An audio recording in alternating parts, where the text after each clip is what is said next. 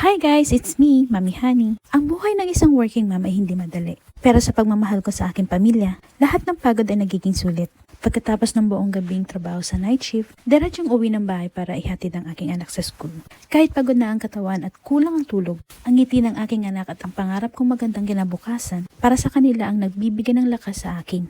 Hindi man perpekto ang lahat, nagpapasalamat ako sa bawat araw na may trabaho ako at may pagkakataon akong maalagaan ang aking mga anak.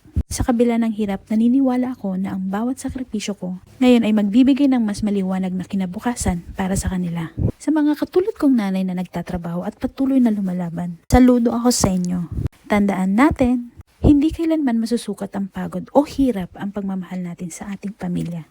Bawat araw na lumilipas, tayo ay nagiging mas matatag, mas mapagmahal at mas mapagpursigit para sa kanila.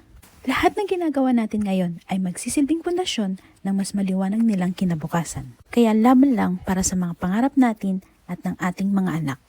Maraming salamat sa panonood guys. Hanggang sa muli.